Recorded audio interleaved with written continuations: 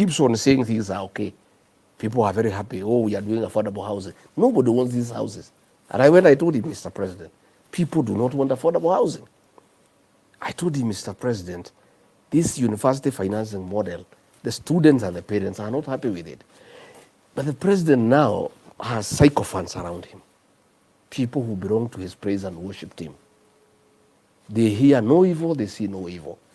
But even if you have sycophants around you, the Constitution gives the president's approbation of being cushioned from bad advice by sycophants, by the creation of the National Intelligence Service, to give him professional advice truth the way it is on what is happening. Yeah.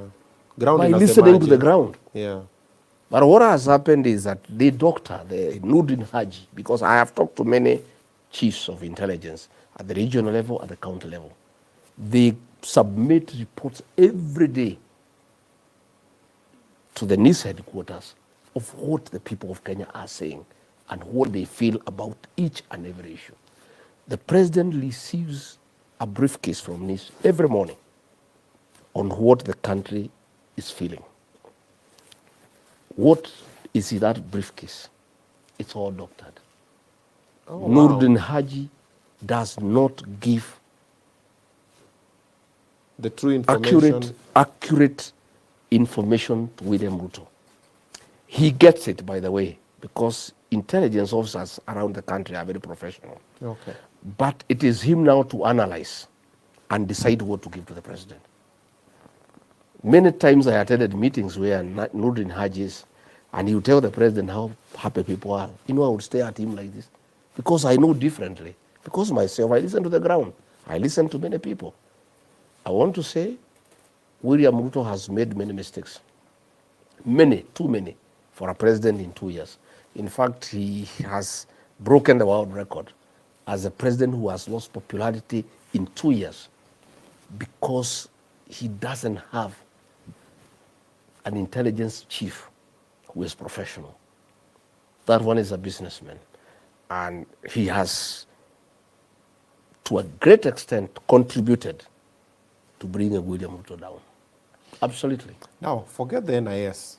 You and I, we live in a digital world now. You can still get online and still just find information. Like, Corey, you have National Intelligence Service that give you information? But we run OBINNA TV updates. Like, we have what is happening on ground on TikTok, Instagram, Nini.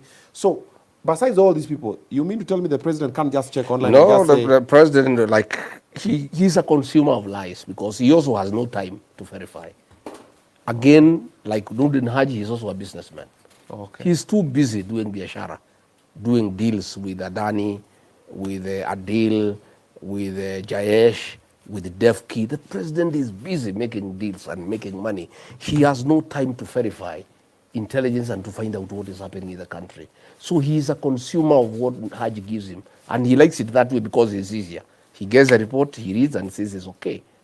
But you can see, you know, how embarrassing it is.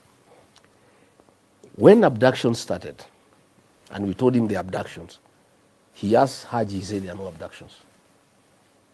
The president went on TV and said there are no abductions.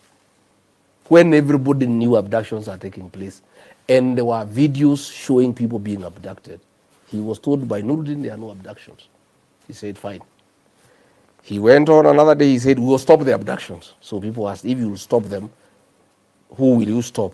It means you know they were going on. The other day, there was a president of a certain country that came, I think last week. And in one of the questions he was asked about the abductions, he said, no, everybody who was abducted has been reunited with the family, yet many people have disappeared. This president is clueless. He's so embarrassing to the country because he's here. He's the president of the country. He's supposed to be so authoritative, yet he is lying to the people of Kenya in broad daylight. And he said that all these people have been reunited with their families, yet there are so many people who are missing. There are so many others who are dead. So these ones who are dead, and I was asking, probably the dead ones, he has revived them and he reunited them with the families. And probably he has that capacity because the other day In Narok, he said he has talked to somebody who died in 2017. So probably, in the same way he talked to the guy who died in 2017, probably he has had a conversation with the Gen Zs who were killed. He has revived them and he rated them. You know, we are very embarrassed as a country. But you've said that actually what you are saying indirectly is Ruto si mubaya, ni watu wanamusaraud. Because you said is the intelligence is being given, so it is not him. He is also not good because I was there telling him the truth. Also, you are giving him I told him the truth, and because he doesn't want the truth, he got rid of me. He doesn't want the truth. So he got rid of you because you're going to... Oh, yeah, I told him the truth. I told him finance bill, it cannot work. I said, stop abduction, Mr. President. Stop killing young people. So issue was not like you're planning to kill him. See, the story is you're planning to kill him and take over the president. You know, there are lies that he would give. How do you kill a president? That man is heavily guarded. And if I had planned to kill him, I would have been arrested and taken to prison. Sure. You know, even lying requires some a bit of intelligence. Mwai Kibaki, sometimes in 1988, when there was Mololongo here in Nyeri, he was rigged. And he said even the rigging requires some bit of intelligence. Yeah. Please, William Ruto, Kipchumba Murkomen, even lying requires some little bit of intelligence.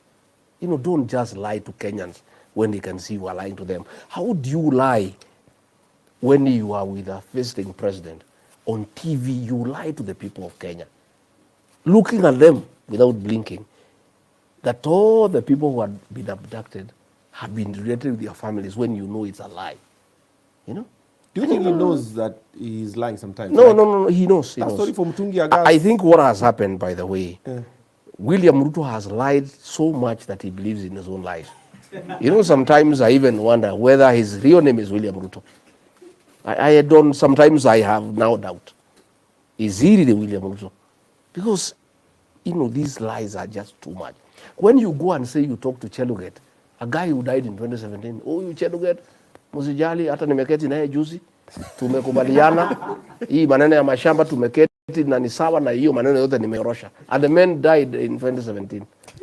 You know, I can't believe it. If this government is so bad, why were you working so hard not to get impeached from the government that you are speaking harshly against? Well, because I had not been employed by the government or by William Ruto or by members of parliament. But you knew that you were only allowed to do a few things. I was employed by the people of Kenya through a vote. Only them would fire me. I needed to stay inside so that I can try to correct things from inside. But you still couldn't because you were inside. No, I stopped in my own small way. Yeah. I stopped many things. Yeah, there are many things I would say no. And that is why he stunned me. He got irritated because I was asking questions. In cabinet, I'm the only man who could say, no, this is wrong. This is not acceptable. The others were not talking? Nobody can talk. Even today, everybody is yes, sir. And that's what he wanted. William is everything. At what point did you know Mambo imechemuka when you're still with him in the government? We struggled almost a year. It was very rough for that 1 year.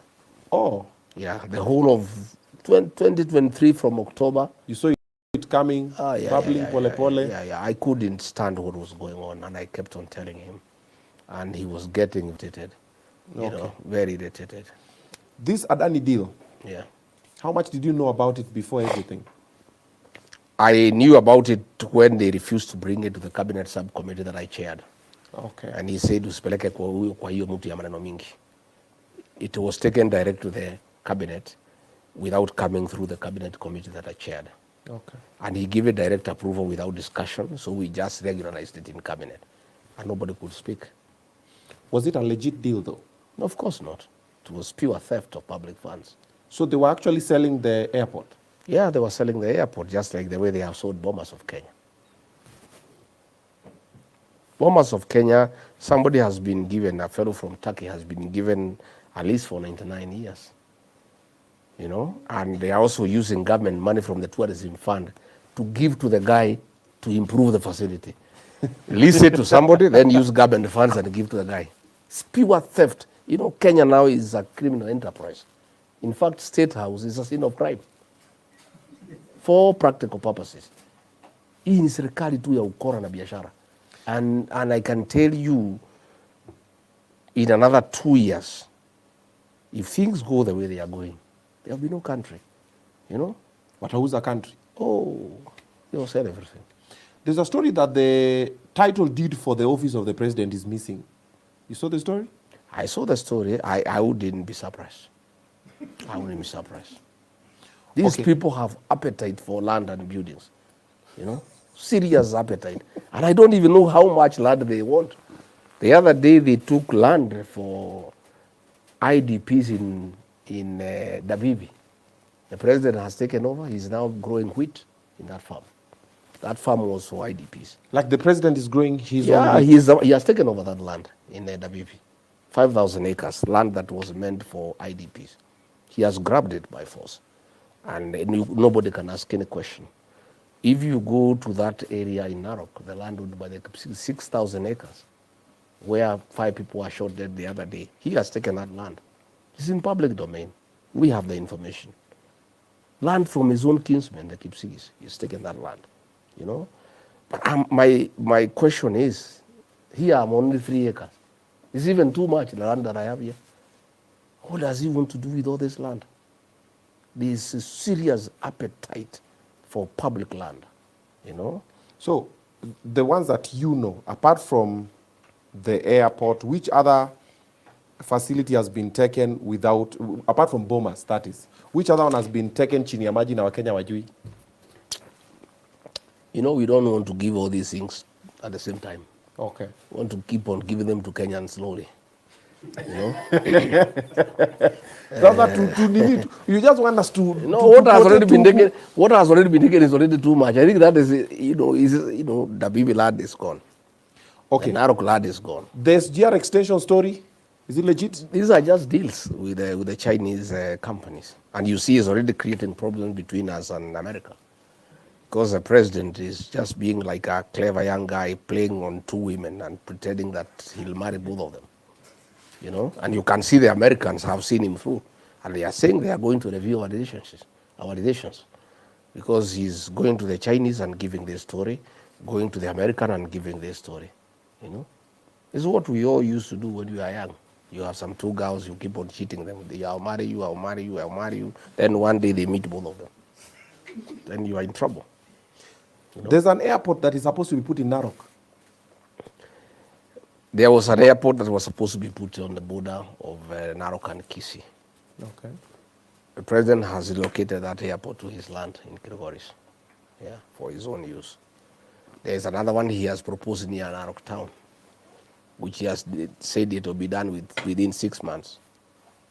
We'll wait and see. We are around. What's up with the 6-month term limit? He loves 6 months. He loves 6 months.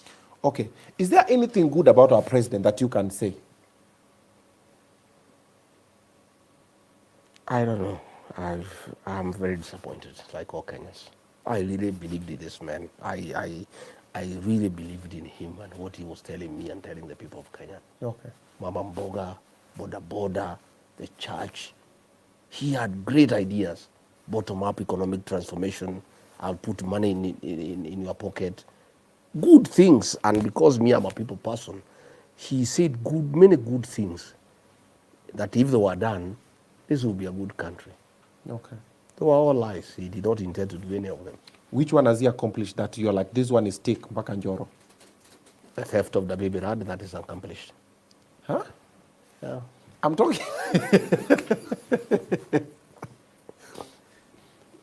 I think the only thing he has succeeded is the impeachment of Rigathi Gachagua, done in record 2 weeks. I mean, it's incredible. Yeah. There's nothing. There's nothing you can tell the people. I've looked around, anything tangible, not one. Okay. Not one. And about the prayers, were they legit? Mulikuwa munaomba sana.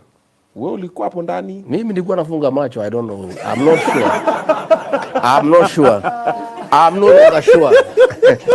I'm not sure anymore. Yeah? I'm not sure.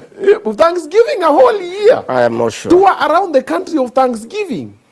I don't know. I don't think there is any Christian who can authorize the killing of young people. That cannot be a Christian. Yeah. It cannot be. There is no man who is saved who can authorize police to kill Gen Zs and then go and deny that they have been killed. Then go ahead and lie that they have been reunited with their families. There is no Christian. I don't want to pass judgment because it is wrong. The Bible tells us don't judge anybody else. But in this matter, anybody who can kill young children cannot be a Christian. And you know, I don't know what is this obsession with young people and children. Back in the year 2007, in a church in Kiambaa, young children were put in a church and tortured.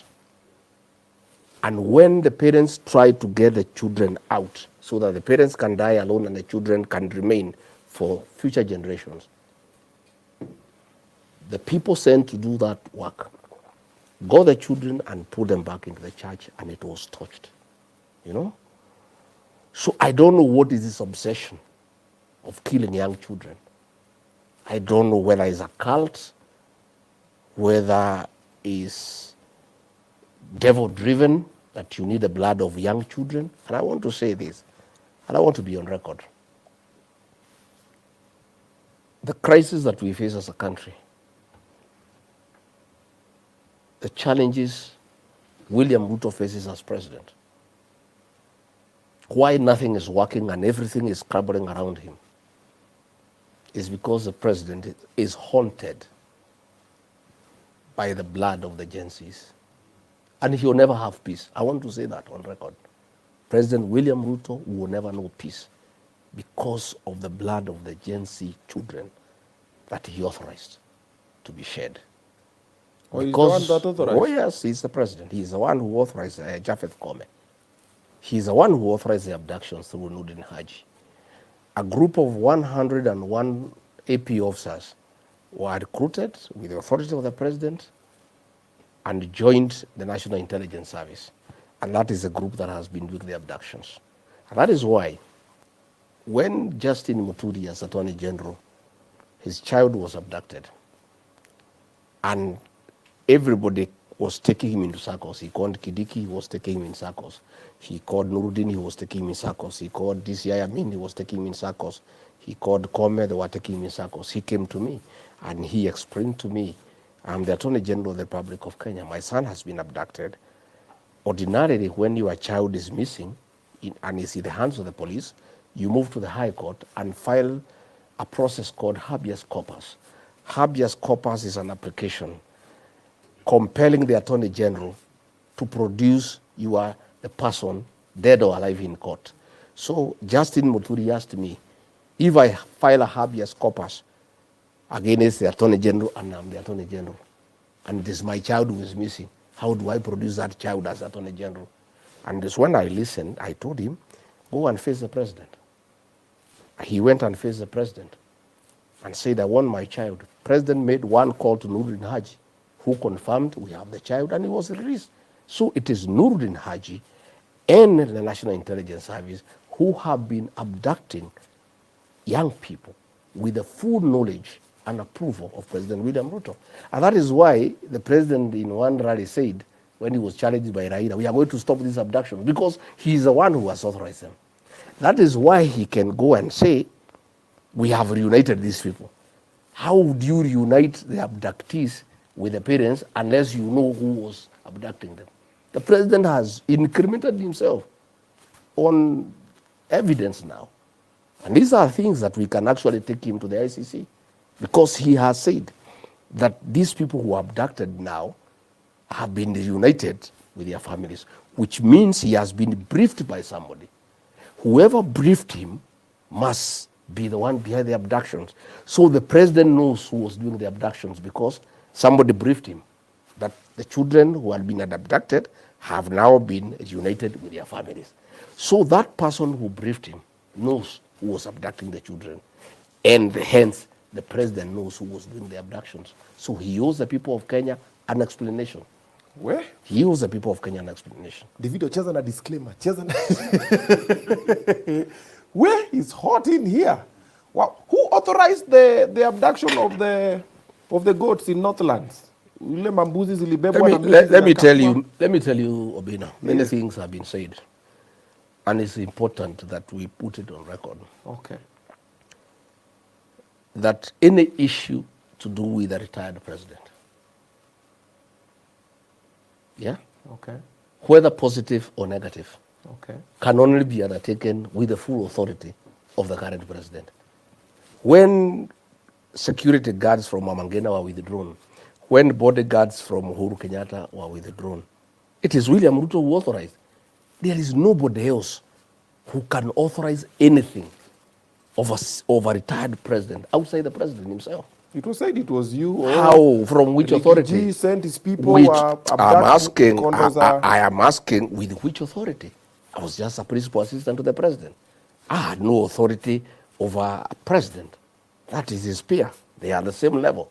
So any mistreatment done to Uhuru Kenyatta, his property in Northlands, anything done, whether positive or negative, I want to put it here today on record, has the full authority of President William Ruto, because that's the way protocol works. There is nobody who can say as deputy president or as minister, atienda kwa Uhuru utoe askari. Utakuwa wewe ni nani? That is a sitting president. And that is why you saw President William Ruto ametoka ofisi yake, ameenda kutembelea Uhuru kwake nyumbani. He had asked him to go to State House. He said, I cannot come. If you want to see me, come. Come to my farm. So he went to his farm. They are crying. Nisaidie. Oh, nini. Yeah? And all the things he told Uhuru Kenyatta, he cheated him. This guy is a liar. You know, he is the one who has sponsored cases against Jubilee Party to take away Jubilee Party from President Uhuru Kenyatta. Those cases, all of them, and I'm in the knowledge, have been sponsored by William Ruto to take away Jubilee from President Uhuru Kenyatta. So when he went to see President Uhuru Kenyatta in Ishaweri, he promised Uhuru Kenyatta that he would stop interfering with the Jubilee. He is still interfering, you know. When he went there, he promised him that all his dues for his workers, for his guards will be paid. They have not been paid up to date, you know. And Uhuru Kenyatta, I believe, must have known their all lies because he used to be with his men, you know. And he cheated him, and he went all the way. Na akampaka Uhuru Kenyatta matope, akatukanwa sana na majenzi na kila mtu, you know. I don't even know why Uhuru agreed to see him. I don't understand why he agreed to see him. When Uhuru's child was being frustrated, the guns taken, Nini Uhuru came and with a couple of people spoke. You are not in the part of the team that was frustrating. I had no authority. One, as deputy president, you are not in charge of the security system. Okay. That one is under the hands of the president, and he told me from day one, keep off security matters, keep off the military, and I kept off. Because I am also knowledgeable and I understand government. I have told you and I want to repeat so that we close this debate. Okay. Nothing positive or negative can be done for or against a retired president without the full authority and concurrence of a sitting president. Okay. So if there is anything done negative against President Uhuru Kenyatta's retirement, President William Ruto knows about it. And nobody else can do anything about it. And that is the truth. Okay. 2027, President William Ruto said they will win early in the morning. And 2022, did you guys win? Ama mulifanyia baba ile kitu? No, we won. That was fair and square. Let me tell you, my brother. Yeah. Forget about the system. Forget about the deep state. Forget about IBC. Nobody can steal a presidential election. The 2013 Supreme Court ruling was very clear that polling station results are final. The election is done, concluded at the polling station. And when changes were done to our electoral laws, that necessitated that polling and counting is done at the polling station. That is when we did away with the rigging. We won the election fair and square. There was no rigging whatsoever. There was no rigging. There was no rigging, and there cannot be. I've heard President William Ruto say that he'll win in 2027. Yes. Listening to the ground, the only way he can win is if he is able to change the constitution, through a referendum and remove the voting power from the people of Kenya to advisors. And since he has so many advisors, he would win in the morning. That's the only way he can win. Okay. And he knows. He knows. IBC has been reconstituted.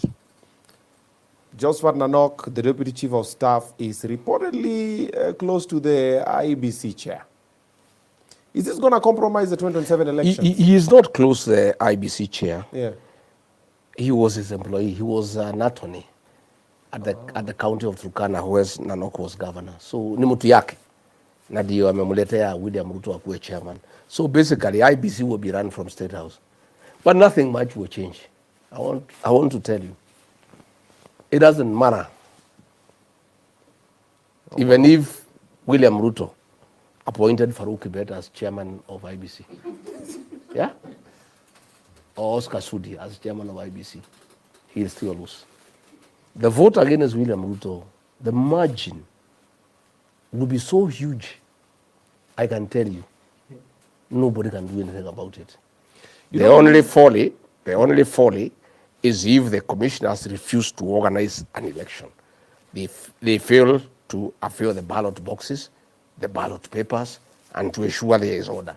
But as long as they make sure the polling stations are open on time, there are ballot papers, and the counting is done at the polling station, the rest is a mathematical exercise of adding, tallying. So you believe the IBC is going to conduct a fair election? I'm not sure what they'll do, but I'm saying the mood in the country. Yeah.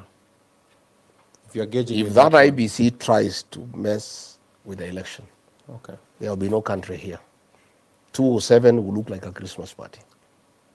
I can tell you. And I want to implore those commissioners to be Kenyans, to be patriotic, and not to attempt to force William Ruto on the people of Kenya. It will not work. The people of Kenya will not accept it. People want change, and they are ready for change. Indeed, they are impatient. The 2 years is too far away. You know?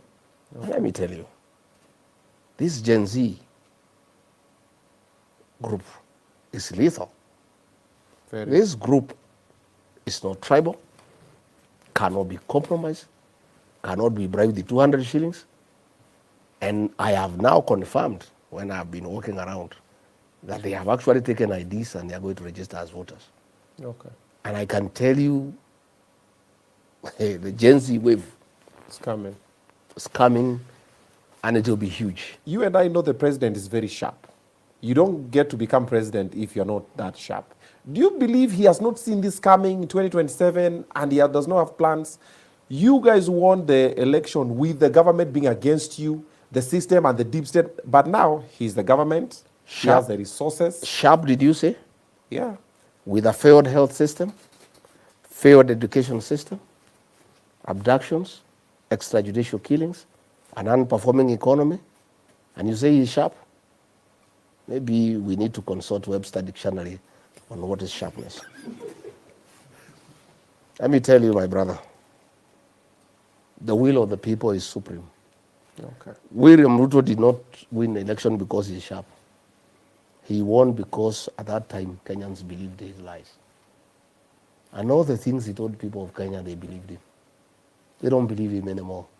In fact, there's nothing he can tell the people of Kenya to believe. He can't do a turnaround right now. There's nothing. Everybody has accepted he's a liar.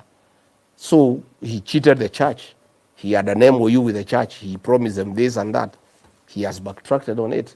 He cheated Mama Mbogas. He cheated the Boda Boda. Even now they are going with MPs giving Boda Boda people money, Mama Mboga. They are just eating the money. They will come out to vote him out. The other day, my local member of parliament brought some women here. The state lodge is here. It's about 1 kilometer from here. Sagana State Lodge here. And they are women I have known all my life. They are my supporters. And I've been with them for many years. And he organized to take them to State Lodge. And they called me, oh, we have been told by the MP to go to State Lodge. And do we go? I said, yeah, you go. There's a lot of money that was brought there with Gunias. So please go and take. And if you are given more, I'm jobless. When I come home, you can give me something. So the women went there. They were 1,000. They were given each 8,000 shillings. And another 2 million for their cheerleader who had died to support in funeral. And they left.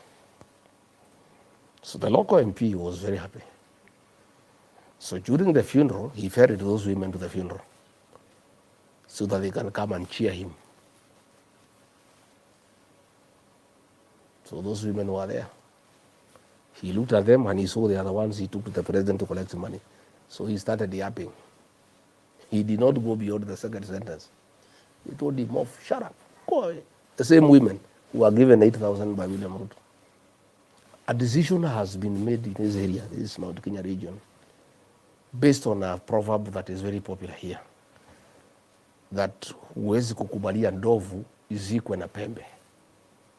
Lazima uzitoe uizike bila pembe, kwa sababu ni ujinga kuzika pembe na iko na dhamana. You understand? People have decided to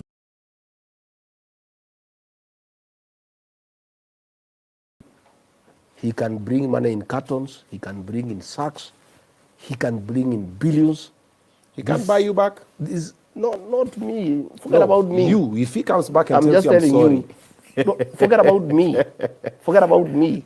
What if he apologizes? Think about it. I'm saying, forget about me. Yeah. These rural women, Okay. these rural boys, will take his money and that is it. As for me, my brother, I'm priceless. What do I need the money for? It's a very beautiful home. I'm not paying rent to anybody. I live here. What do I need money for?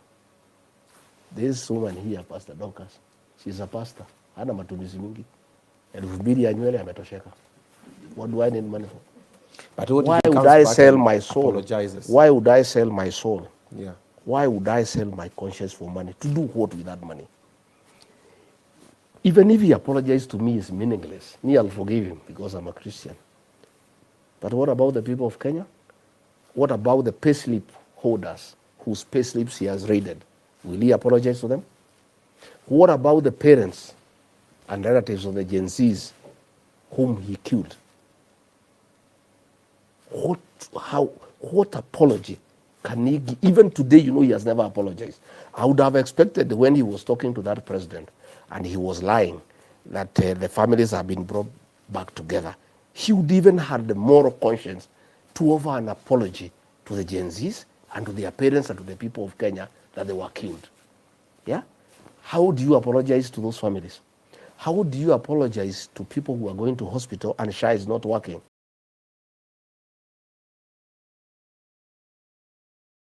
Because of non-funding.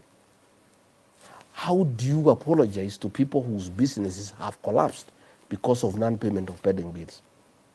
If William Ruto was to apologize to the people of Kenya, he would take 1.5 years every day just apologizing because he has wronged everybody and rubbed everybody the wrong way. So me, I don't have a problem. He can apologize to me. I'm very forgiving. But he has a job to do. I would never trust him again. Okay. He has lost their trust. The remaining period of time, do you think is enough for a turnaround? Like, let's say, for example, today he gets up and says, I want to now do right. Do you think it's enough? Where would he start? Would he give back the Dafifi land to the IDPs? Would he be willing? I don't think so. Would he be willing to stop doing business with Adil and Jayesh and Defki? I don't think so. Would he be willing to stop the stealing through the National Intelligence Service? I don't think so. There is nothing. He cannot turn around this country. He doesn't have the moral conscience to turn around this country. Raila Odinga factor? He's just an accomplice. Raila Odinga has given William Ruto the through pass to continue looting the country. The Gen Z had cornered this man completely. And Raila Odinga is the one who revived him. Had he allowed the Gen Z to deal with that matter, we would not be where we are today. So he is the one who saved him. Okay. And since the Raila came, he donated 4 experts. Joho is an expert. Oparanya is an expert. My food, my English fails me, who is an expert. Since the experts came, has the prices of food gone down? Have healthcare improved? Has the education system improved? Has the stealing stopped? Nothing. It's only that the people eating have just become more. Those who are not eating have joined the ones who are eating. It's only the party is much bigger. There is no change, nothing. And nothing will change, my brother. And you can ask me, come back here after some time. And if anything changes in 1 year, come with a pickup. I'll give you 3 havers from my family. Yeah. Okay. The day things change and they are working, don't that. even look for an appointment. Just find out through social media. Once you confirm I'm here, you see me taking some photographs here. It's 2 hours from Nairobi. Just come with a pickup, get 3 havers, fresh and go. Nothing will change. Mr. Things will President. only change Yeah. after the elections, when there's regime change, and we put a responsible government into place. That's when there will be change. Mr. President, you're standing between me and 3 heifers. Do the thing. Quick fire. What happened to NHIF money? Stolen. By who? Who else?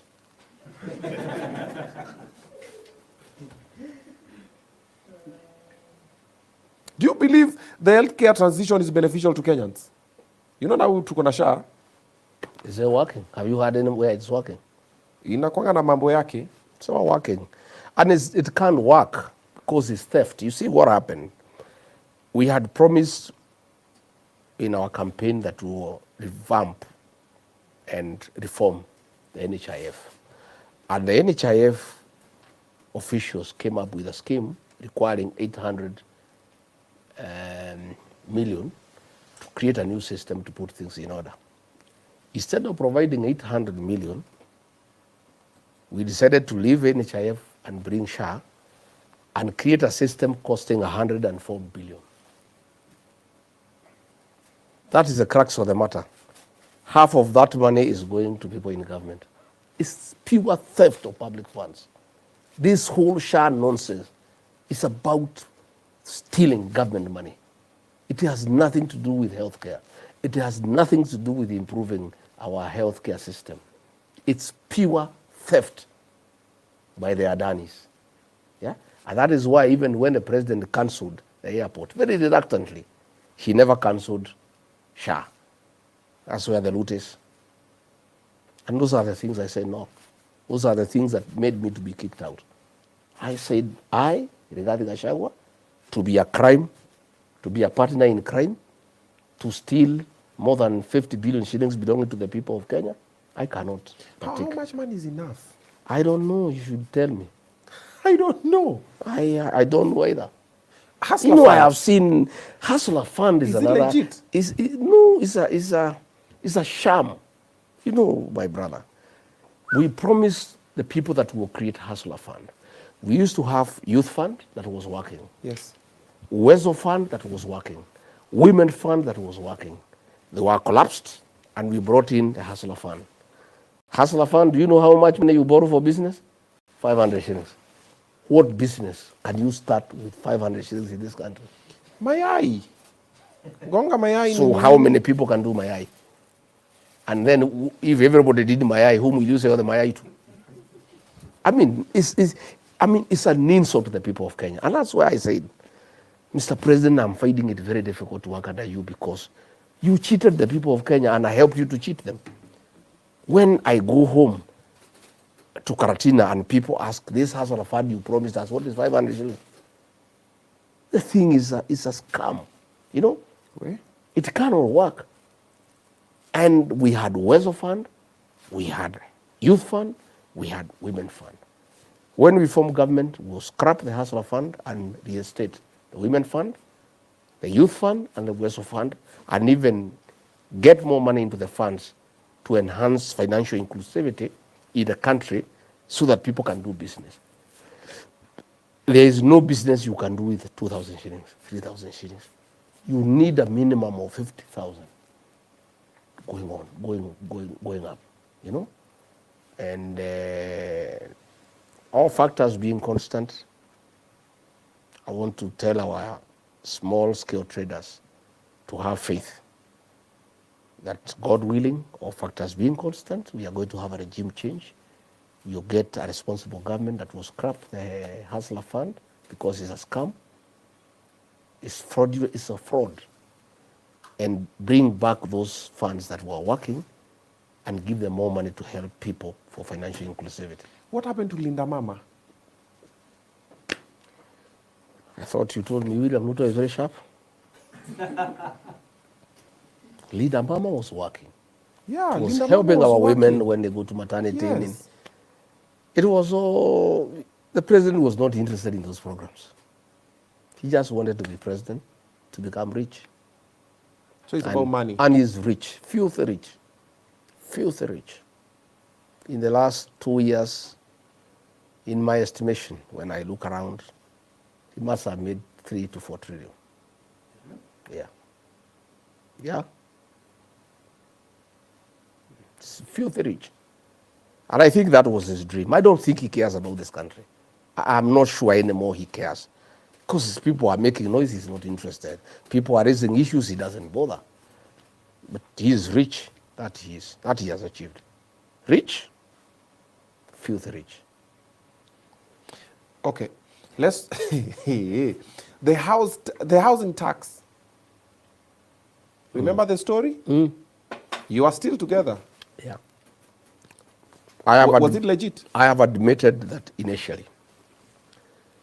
I believed him when he said we need to do affordable housing. Okay. It's a good thing for creating employment. Even when he insisted on the housing levy, I told him Kenyans are complaining, but he insisted that let's do it because it's good to create employment. I went along with him until it came to my attention along the way that this affordable housing thing was a business venture between the president and DEFCI. DEFCI has a factory that makes steel, cement, and mabati. And those are the 3 components that drive the housing agenda. So all the cement, all the mabati, all the steel that is bought for affordable housing, the profit is shared between DEFCI and William Ruto. The whole thing was a business thing. And that's when I withdrew my support, when I realized it's a con. And if you move around, people are asking, in a place called Kianyaga, they have done some houses there. They want to sell for 4 million. Nobody will buy. People are asking, with 4 million, I can buy an acre of land, do a house for 1.5, and do coffee and dairy grazing unit with the rest of the money. Why do I want to go and I'm an old man to live in the upstairs? The whole thing is being forced on the people of Kenya to create business for the 2 to sell cement, mabati, and steel. The whole housing levy is about creating sufficient money. And you know that money?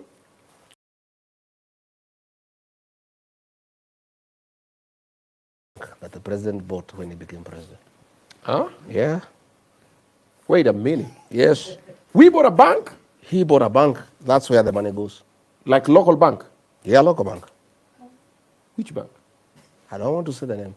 Do your research. I'll tell you off camera, then you can go and do your research. Oh, okay. Yeah. So there's a bank that has been bought to keep all this money in cash. Yeah, that's where the money goes. And it's actually taking all businesses from Equity, from Cooperative Bank, from all other banks have lost money from government to this particular bank that the president bought through some proxies. So Equity and Cooperative Bank are not in the...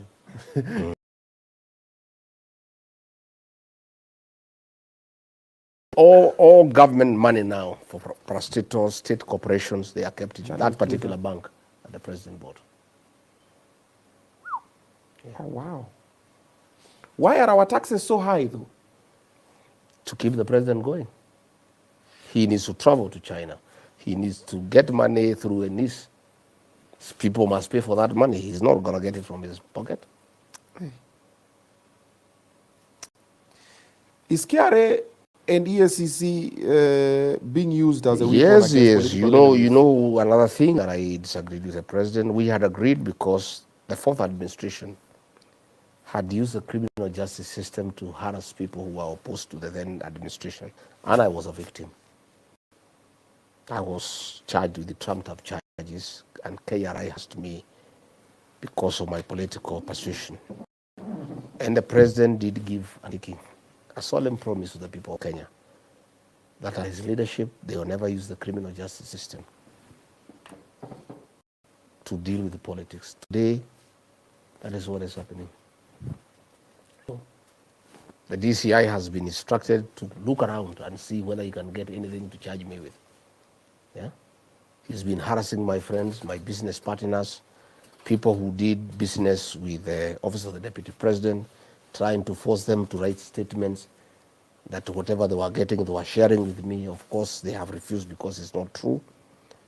And DCI, Amin, has put up a team there in the economic section to try to look around and see whether they can get anything. They can incriminate and open criminal charges against me. Again, not just me, everybody, you know. Mete Kalinturi, Justin Muturi, you know.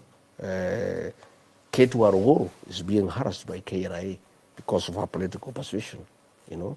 Many people are quiet, and they are telling me, please, we'll come and join you the last 6 months, because if we do, KRA will come for us. Many people are telling me governors are being harassed by EACC so that they support William Ruto. You know, my governor here, Mutahi Kahiga, is always being threatened. Joshua Irongo, they are being threatened by EACC.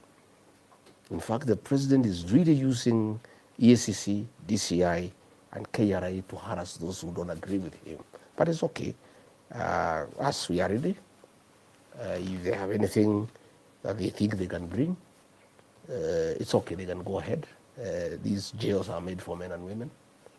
And it's no big deal because we have seen it before, and here we are. But it's very unfortunate because it's a promise William Ruto gave to the people of Kenya that he will never use the criminal justice system to pursue politics and to punish those opposed to him. And he has perfected that one. That is what he is doing. The FRC, the Financial Reporting Center, they report to him directly. He is monitoring money for everybody in Kenya. He wants to know who has money and who doesn't have.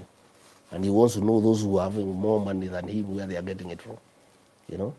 And he has really taken control of the whole Financial Reporting Center.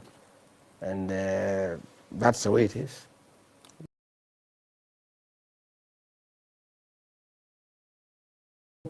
It's not working. Senator Wathangwa spoke about the government giving money to us to pay the government instead of putting it in a system and then you just put education for free. Yeah. Do we even have hope for the education funding system? Mwai Kibaki, the celebrated third president of the Republic of Kenya, when he was campaigning, promised free education. And he did. He was a man of honor. And people are very happy. That has collapsed. So what we have now developed is a system of worshipping leaders. You give governors money, they create a bursary, they give to the people.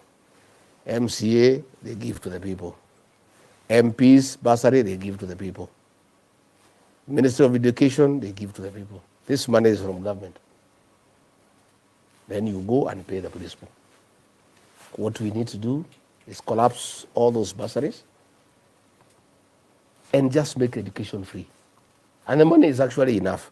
If you look at the money that goes to CDF for bursary, because the MPs, they get like 150 million per year, and they're allowed to spend up to 45% of that money for bursaries.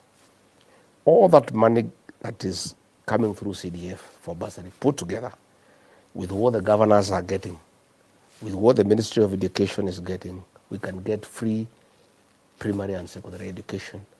And that is something we intend to do in our new administration. You know, harmonize all these funds, put the money together and pay directly without delaying it, nothing. As we have today, the schools are not getting capitation. The money is given to the MPs to bribe voters to elect them back. So that's where we have a problem. And it's something that I think we need to make a very bold decision on how to amalgamate all these funds, put them together and make education free for the people of Kenya. Okay. All right. Now, I want us to shift kidogo. Now, I want to talk about the new party. And before that, I want us to talk about your rallies that are always getting attacked left, right, and center. But before that, let me talk to my people about two things. One, how about you get to join Gold Child Media Institute to study what you get to do over here, production, editing, graphics, and all the short courses you want to do on the media space. Gold Child Media Institute is a go-to place. Check this out.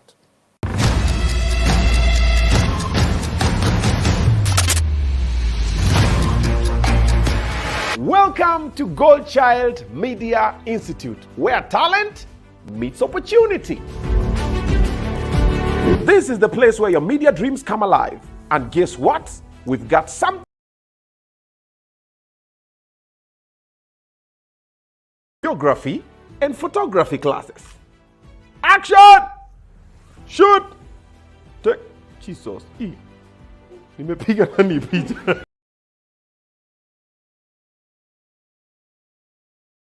Music production, yes, we have the course. Mpaka wale wama chiki chiki chiki chiki anguka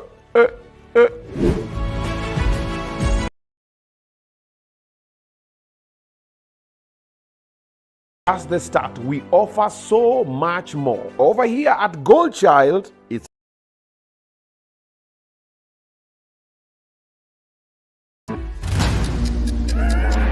basically, here at Gold Child Media Institute, we prepare you with the real skills for you to thrive in the real world.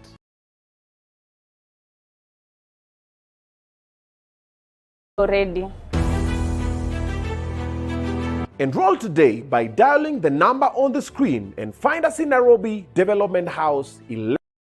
Live, we're having a conversation with His Excellency Rigathi G, and it's hot. We, the video nimekwambia cheza na disclaimer. Vitu zina. Okay, there's a question that everybody's asking here that I need to just shoot your way before we shift into the other conversation. People asking General Ogola. Who killed General Ogola? I don't know. You know, me, I'm a truthful man. Okay. What I don't have in William Ruto, Okay. I am not in the business of saying things against people when I don't have the information. Okay. All I know is that General Ogola was a great man. Okay. I really felt it. I was very close to him. He was very nice to me. He was a very good military officer. He has a wonderful wife and children, and I really sympathize with them. And as a country, we lost a great general, a very patriotic and disciplined officer who would have taken this country very far. It is very sad and it's unfortunate that he lost his life at the prime of his career. And I really miss having, his work, and we used to work well. Okay. He was a very jovial man. In fact, among all the people in government, Okay. he's the only one who remembered me one day and brought me a birthday card from nowhere. It was your birthday? Yeah, he just came. I was told the general is at the gate. I said, wow. Here? No, in Karen. Okay. I said, wow, how can the general come without even saying, is there a problem? You know, when the chief of defense forces comes to see you and he had not even told you and you have no prior information, you panic. You know, is there a crisis in the country or something? And then he says, Deputy President, I've come to wish you happy birthday. This is your card. Wow. He was a great man. I really miss him, and I am very saddened that we lost him. And I really enjoyed working with the late General Ogola. Okay. He was a great military officer. Okay. The Githurai massacre, what really happened? I have no details. You know, that time I was at a lot of siege. Okay. The president was trying, under the advice of Nurdin Haji, to blame me for the Gen Z revolt. Okay. You know, you remember they're saying that I'm behind it, simply because I had said that those are my children and they should not be vilified. And you know, I opposed that operation, yeah, vehemently in the National Security Council. And I said, you cannot kill children for whatever reason. Okay. And the issues these children are raising are legitimate. And that is why I took the unprecedented action that has not happened again in this country Okay.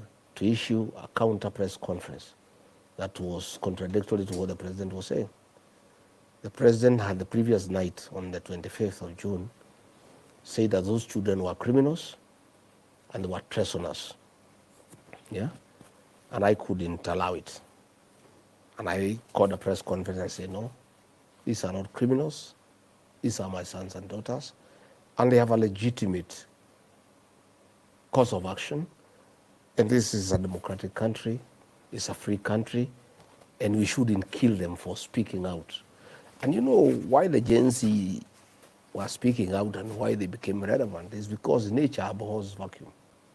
The president compromised the opposition and captured parliament. So there is nobody to talk to the people of Kenya. Yeah. And since nature abhors vacuum, the Gen Z found Fill the space. relevance to speak for the people of Kenya. And I really want to commend them. And what they did is unprecedented in this country. And I want to join President Uhuru Kenyatta in telling our young people to rise up to the occasion and fight for their country and fight for their parents. Some of us aging, we are growing old. Yeah. We want these children to take care of us in our age, and this is their country. And more than anybody else, they are the greatest stakeholders in this country because they have much longer to live than all of us. So they have a responsibility to make sure that there is good governance. They have a responsibility to make sure we have a responsible government. So I want to encourage the Gen Zs that this is your time and you have a date with destiny and you must be on the right side of history. And I want to tell the Gen Zs, my sons and daughters, my grandchildren, you are doing a fantastic job on the smartphone of creating awareness. But that is not enough. The real transformation of this country will happen on the ballot. You guys must register and get IDs, register as voters, come out and vote, and help us to follow the vote the way it is going using the smartphone. And I am very saddened and embarrassed that I served a government that killed children. I feel my heart is heavy that I took part in getting this government elected into office, only for that government to turn against innocent children and kill them and butcher them, and then sound very unapologetic, like it doesn't matter. I had another member of parliament saying that people die every day and move on. Can you imagine the kind of callousness in this administration? The MPs who are sycophants of the president have no feelings, they have no heart whatsoever. That a member of parliament on the floor of the parliament, the National Assembly, on the Hansard, can stand up and say that people dying is no big deal. And people die all days everywhere in the world, and just move on. You know, Like it's a normal thing. I really feel it. And for the parents of the Gen Zs who died, their brothers, their sisters, their relatives and friends, I, Rigathi Gachagua, give my profound apologies to you that I took a great part in bringing this government into power that has turned against you. And I ask for your forgiveness, because that should never happen. And I really feel it. And I feel it because I took a very active role in getting this government elected, only for this government to turn against children and kill them. I really feel it, and I feel very sorry about it. There's nothing I can do. I cannot bring them back to life. I cannot replace them. I cannot trace them. But I will do whatever I need to do to make sure that those responsible also get humiliated at the right time. Oh, wow. Yeah. Planning to take revenge? Not for me. Not Revenge for the mine. people. For the people, for the Gen Zs. Who will get justice to these agencies? The only way for us to get them justice is to remove the men who ordered for their killing. I think that's the only thing we need to do for the children and for their parents and for their relatives. There's a time you used to say, oh, President, don't kill me, don't kill my children. You're no longer scared to die? How many times can you die? Once. And nobody can die from morning to evening. You just snap like that and you are dead and buried. And life goes on. I am one Kenyan who has sacrificed and offered my life to liberate this country. And I'm willing. That's why I speak the way I speak. I don't care. Yeah, you've been making some pretty I don't care. bold statements. Somebody must speak. Using Githurai. Somebody must be brave enough, courageous enough, be patriotic enough, love his country enough to do what I do, to be a man of courage, to speak for the people, because people have been intimidated, people have been coerced, people have been bribed. Nobody speaks for the people of Kenya. If I too became a coward and get intimidated by William Ruto and keep quiet, who will speak for the people of Kenya? Somebody must speak for them. Just like the Gen Zs who went to the streets and paid for their lives. We too are willing. Whatever it takes, you know. That's why William Ruto harasses me every day.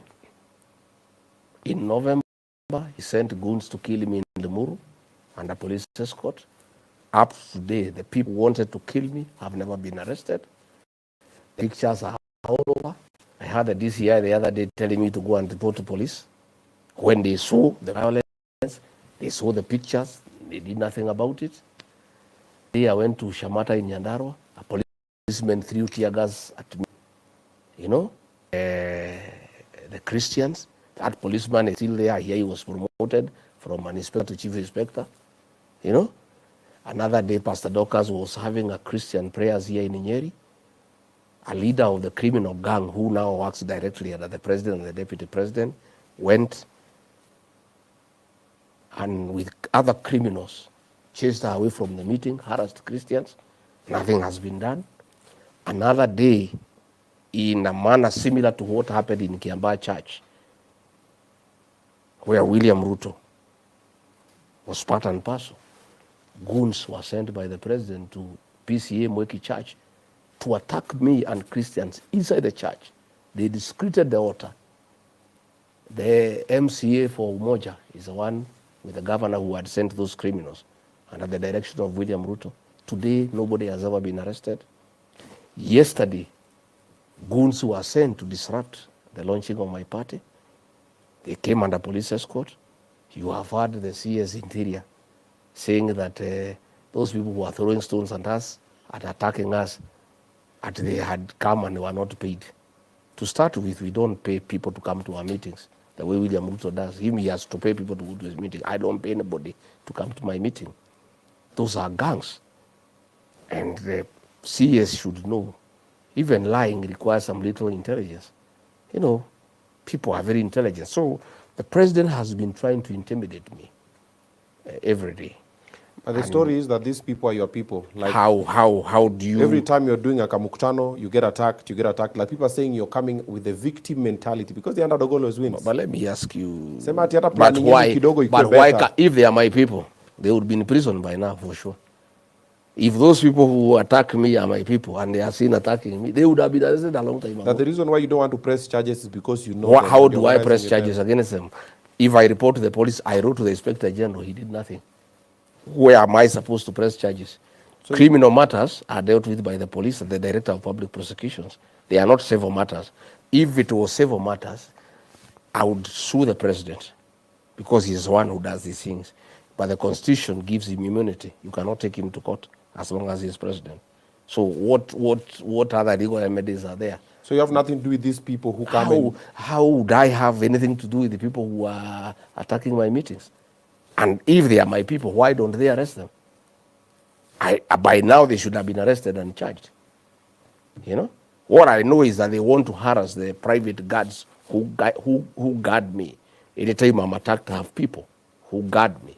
So they want to use this to start harassing the private people who guard me, so that I have no people willing to guard me, because I have no, despite being the second deputy president of the Republic of Kenya, and a man with a serious following, and a man whose security is important for this country.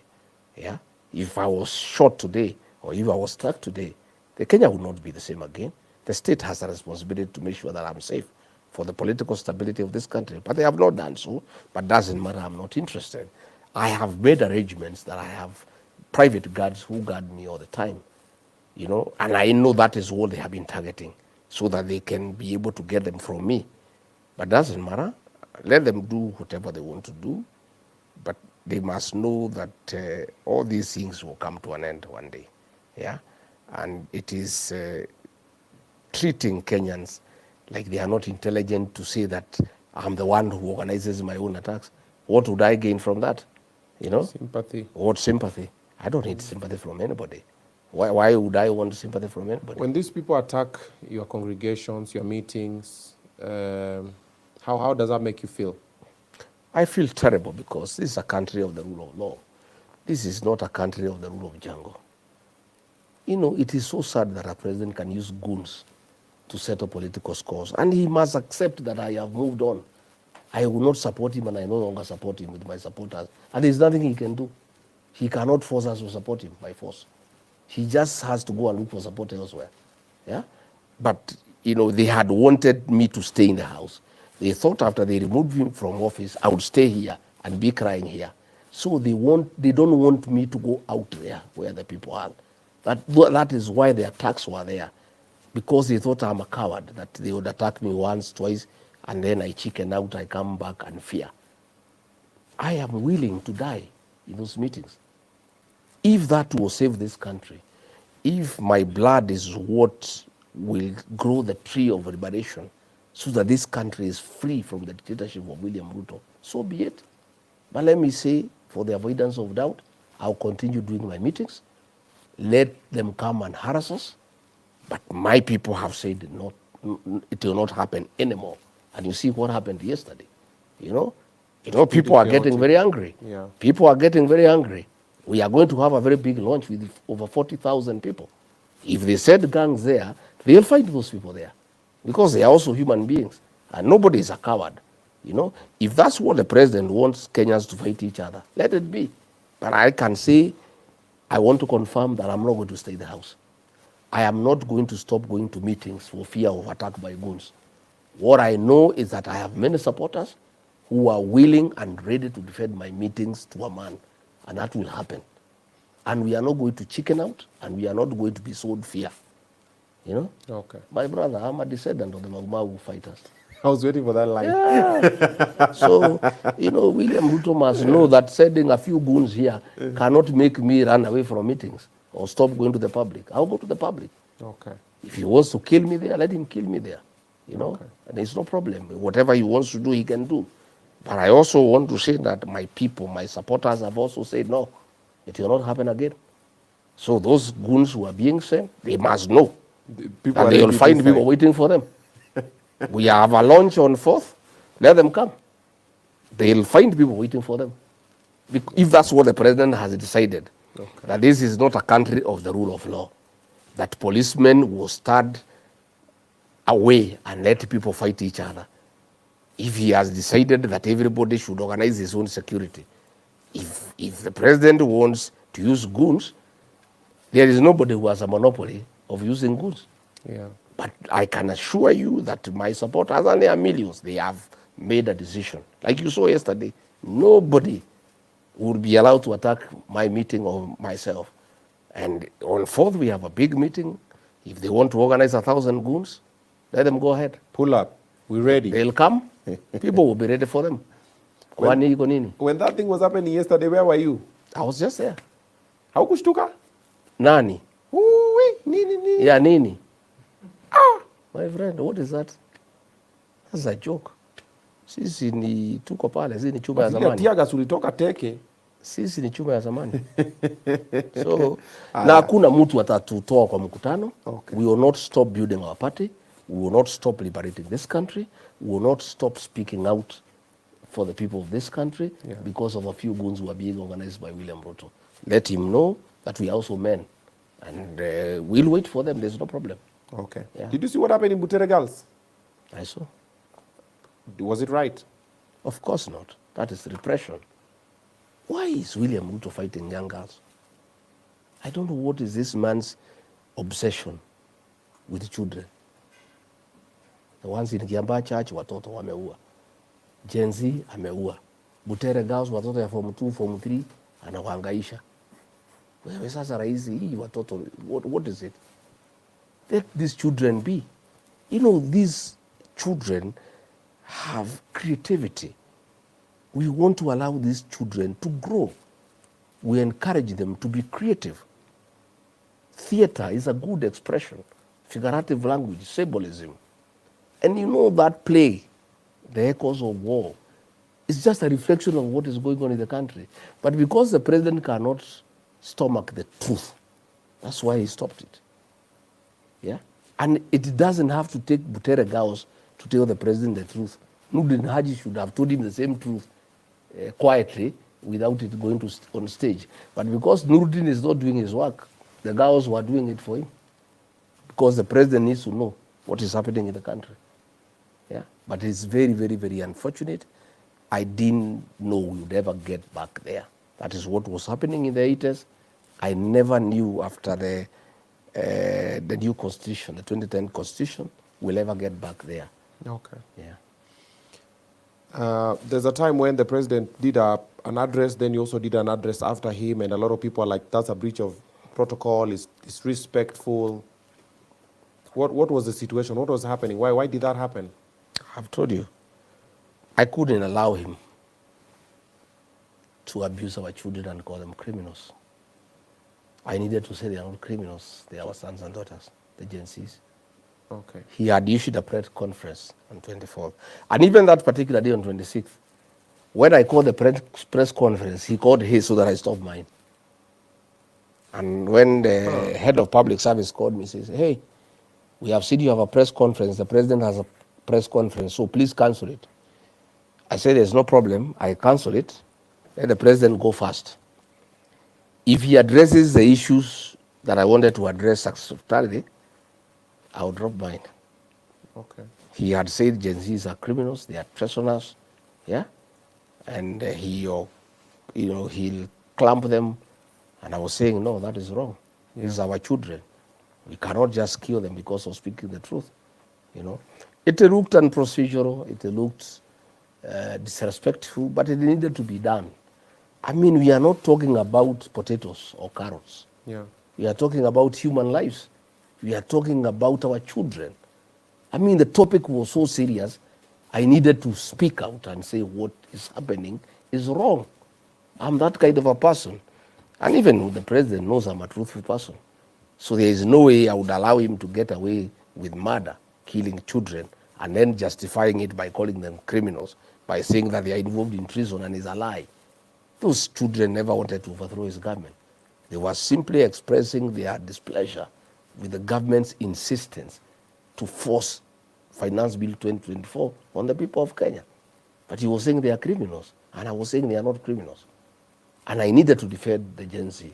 Yeah. And I'm the only Kenyan in government who came out to defend the Gen Z.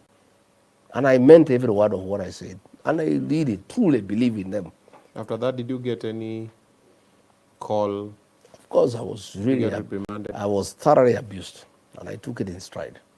Oh. Yeah, thoroughly. On phone call, one-on-one? Face to face. He called me all sorts of names, unprintable, and I said it's okay. I didn't say anything, I kept quiet. Oh, I kept quiet.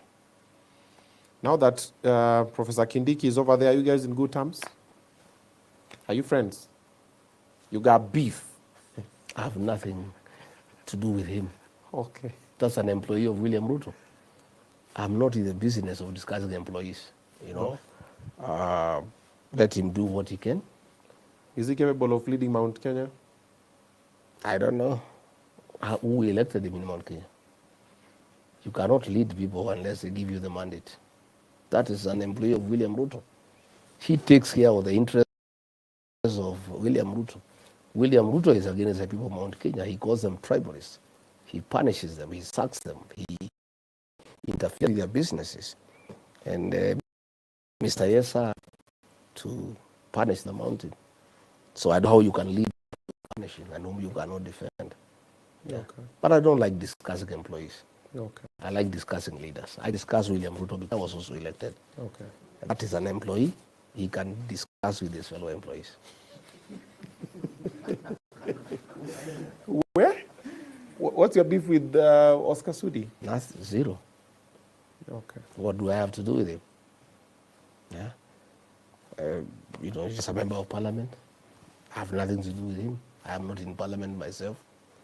And I hear him talk about me all the time. And I'm happy, These guys who removed me from office with William Ruto, they had said, I'll be forgotten in 3 weeks. This is the 7th month. I am the discussion in every meeting. Oh, even it's been today, 7 months already. Even today, they were publicizing my party somewhere in Ukambani. The president is in so much trouble. He lost all the people who could speak for him. That his PA now is the one who speaks for him. A PA is the one now selling him in the meetings. That is how thin he is. Yeah? So I had that be discussing my party. I'm very happy. And this party has caused commotion in government.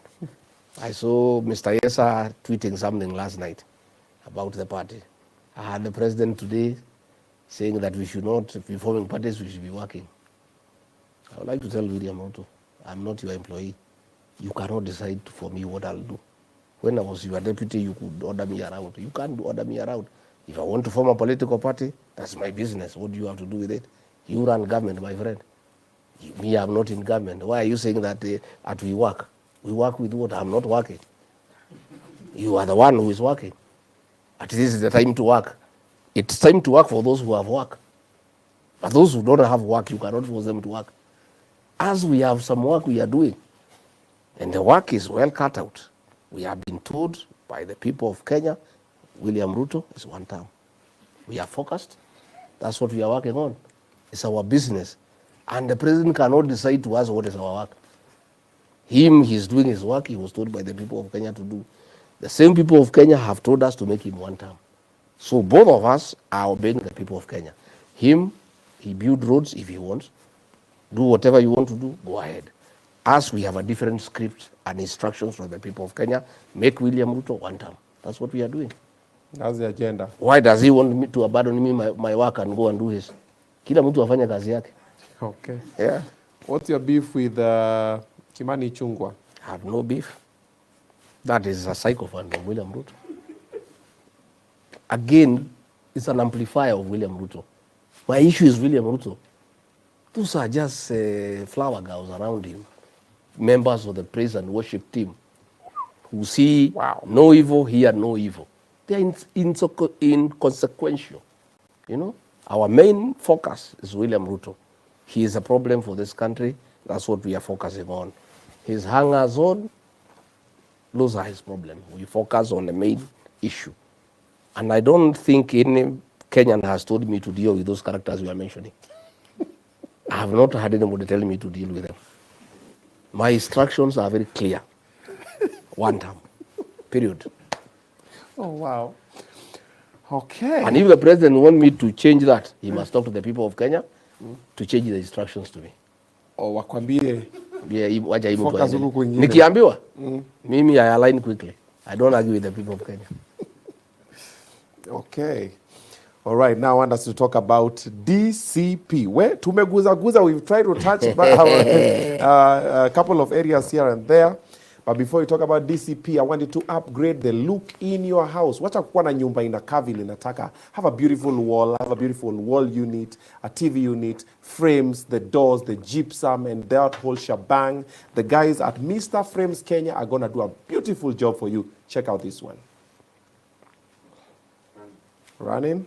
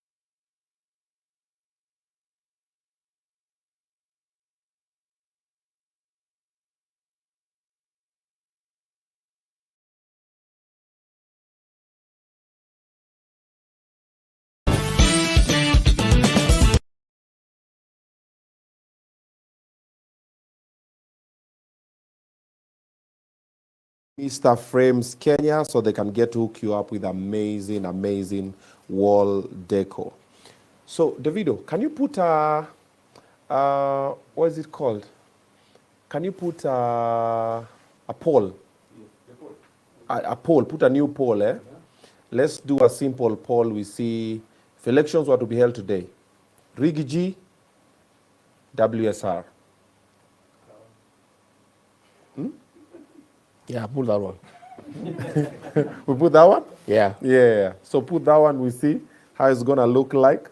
Then the guys can take a vote over there. The other poll I've seen, we had over 70,000 votes. The one for due support, Rigathi G, 82% said yes, 18% said no. All right, that's 70,000 votes, and still counting. Now it's 70,920 votes still going. So put a new poll, we check it out. Yeah? You're sending it to Wesley? Okay, so we are currently in the Murima area, and most definitely if you're on this side and you want to hang out, you better do so at the Omega Gardens. All right, Omega Gardens, you want amazing food, you want a place to chill, you want a place to hold your meeting, and also you want to just party and have a good time.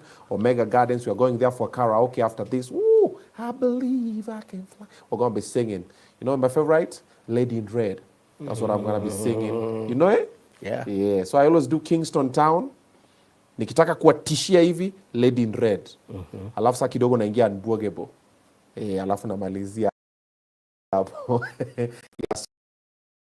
Omega Gardens is the place to be. It's located in the Nyeri Nairobi Highway. The number is on the screen. Call them up. Delicacies.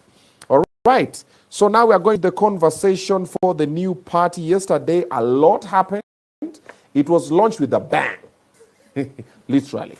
Yeah, they were shot. Yeah, live on location. And actually, that is not even the launch of the party. No, that was just unveiling the name, Unveiling the the name. symbol, the colors. Yes. That was a small event. Now, a major one is coming. DCP is a new kid on the block, Okay. and we are very happy that Kenyans have embraced it, and we have seen the discomfort it has caused William Ruto and company. And he has seen nothing yet. The launch will be something that has not been seen in the history of political parties in this country.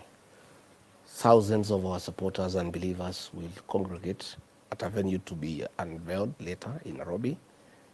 And I'll have all the principals as my visitors and guests to unveil the party and give our vision. Okay. Yeah. Yesterday it was just to say this is a party because people have been wanting to know. And I have kept it secret for a long time. It only leaked 2 days before when I engaged people for branding materials. They are not able to keep quiet.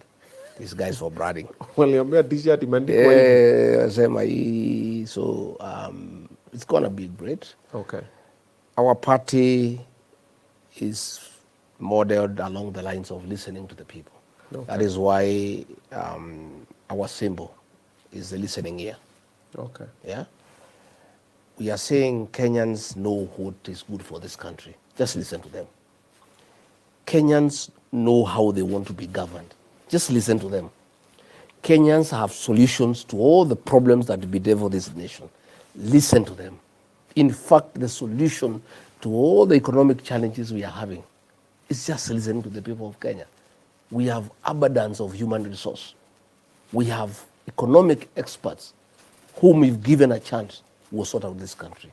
We have health experts whom, if listened to, will give us solutions to our health system challenges. Our education challenges, we have education experts, if listened to.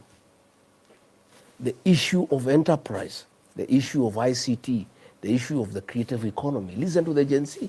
Allow them, give them a chance to tell you what needs to be done.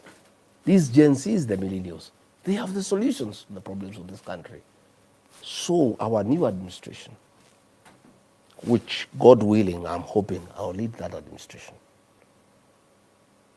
My strategy to sort out this country is to listen to the people of Kenya and allow them to tell us how they want to be governed and what needs to be done in each and every sector. And I want to say that an administration that I lead will have experienced people backed by fresh young people with new ideas and energy. The Gen Zs and the millennials. And that is why you find in my party. If you saw me parade them there, it's full of young people. Because I believe in them. And I want also to mentor them by giving them a chance to lead. You know, if you look, I have the deputy chairperson in charge of operations for our party. Okay. Is Mable Sarah Owino, 24 years old. Yeah? The deputy vice chair of the DCP party is a 24-year-old girl from Kisumu. Yeah? The national deputy organizing secretary in charge of strategy is Mariam Fredina Mariki, a 26-year-old girl from Taita Taveta. Yeah? Secretary for International Affairs is Alvina Kavura from Murang'a, 31-year-old girl. Yeah? Wanjiku Thega, the national youth leader, is a 33-year-old girl. Yeah? Breda Bajira from the county of Busia, a 34-year-old girl, is the executive director. I have surrounded myself with youthful people for me to benefit from their youthfulness, from the freshness of the ideas, from their perspective, from their wide knowledge by interacting with their fellow young people. In fact, and indeed, I'm the luckiest leader in this country. With this group of these young people, bustling with energy, knowledge, exposure, ambition, you can't go wrong. I'll listen to these people very keenly. I'm already listening to them. Okay. That function you saw there, they are the ones who had arranged it. We let them do it. This launch we are doing,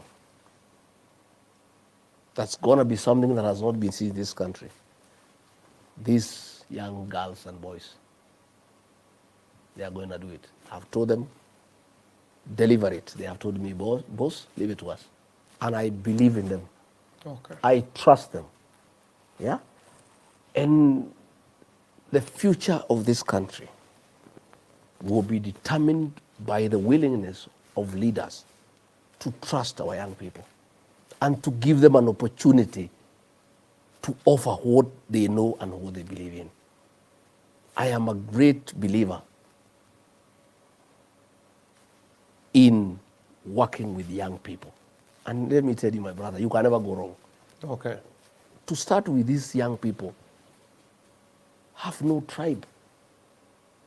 They have no jealousies. They are not petty. They are outgoing. They are energetic. And they want to achieve great heights. And they want to surmount big challenges. I am the luckiest party leader in our country to be surrounded by a team of young, energetic people. And my party and I are going places courtesy of these young people. I want to take this opportunity to ask all the Gen Zs that DCP is your home. If there's one party where the Gen Zs will find comfort, acceptance, it's DCP. Because the party leader, Rigathi Gachagua, Rick G, believes in our young people.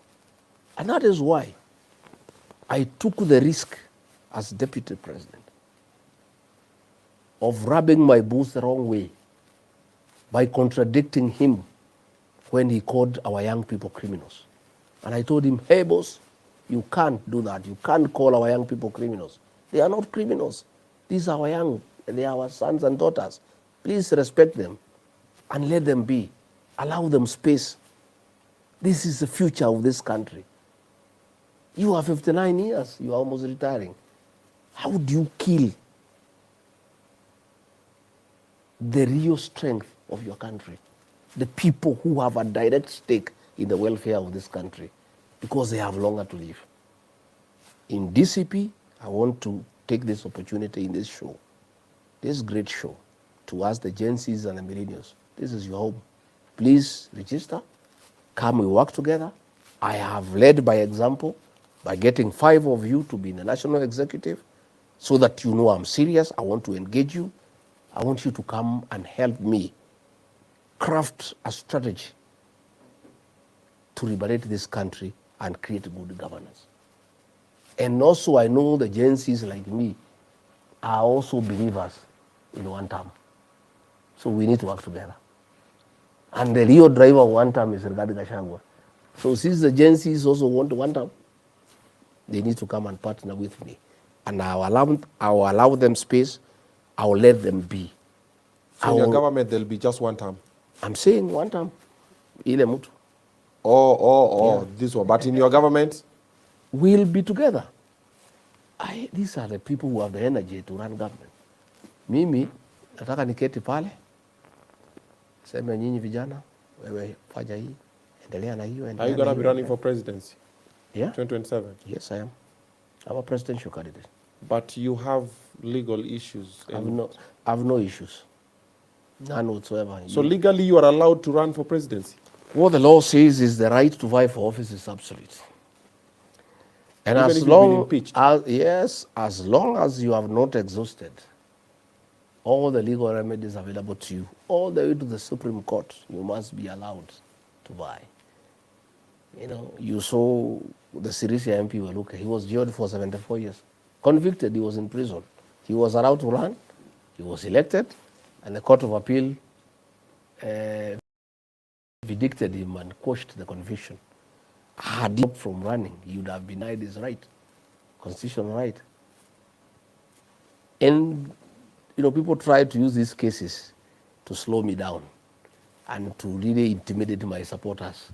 Oh, this man cannot run. Where is he leading to? Even if I was not running, I know where I want to take my supporters. And they believe in me and they trust me and they know I know what I'm doing.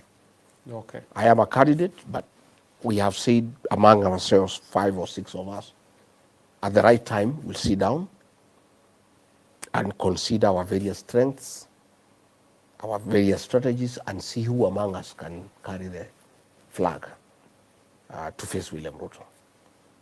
If my colleagues and the formula we shall apply find me suitable, I'll be more than happy to face William Ruto and become president and restore the dignity of the Kenyan people, restore the payslip, and bring back our country and good governance.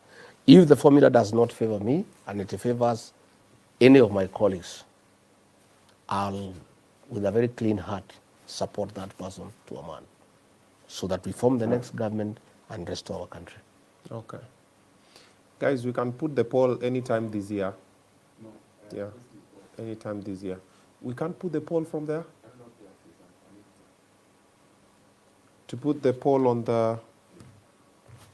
Here, put it here, because everybody's asking for the poll. They want to vote now. Yeah, put Chukweni kura. Kuvote. Weka hiyo tuone kura vile nasema. You can put it with the phone?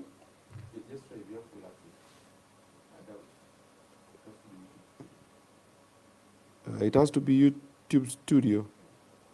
We can try with this one. Okay, come here. Because everybody's here, the poll, they're waiting for it. But I think I have YouTube Studio. Nani is conveniently mteja now. Yeah, watch out to, because now you know we can't even conclude without checking what the poll is saying. Yeah, I can see everybody's asking for the poll. Yeah, everybody's over there. Wake up poll, wake up poll, wake up poll, wake up poll, wake up poll. They want to vote now. Okay, let's come here.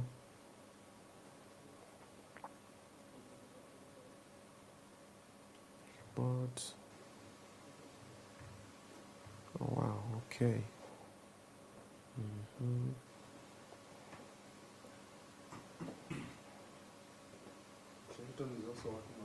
Shelton is working on it as well. Na hii ni kama ile kukuwa na a team full of so okay, I'm on the YouTube YouTube Studio.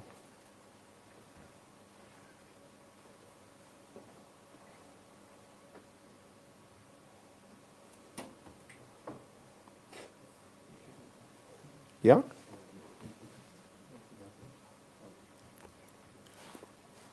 Davido, you know how to do the thing? On the phone it's tricky. You have to be on the laptop. Wow. But Shelton will not be able to. Oh wow, okay, that's interesting. There's no way you can do it on the comment section. Oh wow, okay. Okay. Last with Shelton, then we see what is possible, because I'm trying to find it here and somehow. Yeah? Call who? Leslie, you've sorted? Aye. They're working on it. Let's see how it goes. Guys, patience kidogo too. The poll is coming. Where? Watu wa Rigiji wa kupa. Pie. The poll is coming. Yeah, it's coming in a short while. But thank you so much for being with us all this while. We're still over 30,000. Now we're 33,000 people still watching it. Asanteni sana. We are getting there. So how do young people join the DCP? I think there is a formula that has been put on the page for the DCP. Okay. I think let them go to Facebook DCP Kenya. Okay. And they will be guided through how you register through the register of political parties and how you become a member. So let them just check on DCP Kenya Facebook page, and you'll get the formula that is there. Okay. Money, resources for the party. How are you guys planning to get them together? It's a people's party. I'm not going to fund this party. One, I don't have those kind of resources. And even if I had, it's a people's party, it's not my party. Okay. And this party will be run by members. Already, the few things we are doing, people have contributed large sums of money. Okay. Yeah. As of last week, we are almost on 100 million. Yeah. Huh? Yeah. About 100 Wait. million. Guys have already contributed 100 million. Yeah, and that was before the party was launched. And we'll shortly be rolling out our pay bill number and our bank accounts, both the dollar account because of the people in diaspora and the Kenya shilling account.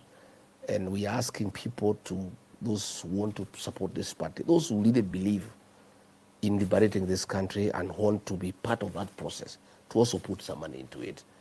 100 shillings, 200 shillings, 500 shillings, 1,000 shillings, 10,000, 100,000, depending on your ability. And no money is small. Yeah. Okay. 200 shillings for majority of Kenyans will be a very resourced party. We need money to do our launch. We need money to buy vehicles. We need to open branch offices. We need to do materials. We need to do T-shirts. As we speak today, everybody wants our caps. They want our T-shirts. And this party will be viewed by the members because it's a public body. It's not my company. It's not a private thing. It's not a family business. And the people of Kenya who want to associate with us will come through. And I really want to thank those who have given us money. People have paid for our office. Some people have given us furniture. Others have given us laptops. Others have given us desktop computers. Others have given us fridges, gas cookers, lawn mowers. They're all people donating. Have given vehicles. I have now 4 Prados. Yeah? You've been given 4 Prados? Yeah, already. 4 Prados. Some people have given us sound equipment, for the vehicles, other sound equipment for the party. I'm really overwhelmed by the support from people who want to be associated with this party. And this party will grow, and it will grow very rapidly. And I want to assure our members that we will not let you down. And this team of young people is my insurance. These people cannot allow anybody to mess our party. These young people will not allow us, our generation, to mess this country. And that is why when William Ruto became obstinate, they marched to parliament and ran for parliament. They are not going to allow anybody to mess this country. I want to assure you. And I'm so persuaded, and I know. So my job is to listen to the young people and do what is right because they know. They are knowledgeable. They do a lot of research. They are on internet. They have information on world best practices. So why would any leader worth his salt, who calls himself a leader in this country, not listen to our young people? This is a serious national resource in terms of knowledge. And the only way to sort out this country is to talk to our young people and to listen to them. And I really want to mentor them. Once they have taken off, we hand over to them, and then they continue. And as we can sit back and retire and enjoy the good work they are doing. And that is what I want to be my legacy. I want to be that leader who will go down in the history of this country, that I mentored the young people. If you look at the young people who hang around me, Senator John Methu, 34 years. I've mentored that young man. Yeah? The women rep for Kirinyaga, Kasheri, 29. Yeah? The senator for Kiambu, Karungu, Thagwa, below 40. Yeah? The senator for Muranga, Nyutu, another young guy. The MP for Manyata, Mukunji. Yeah?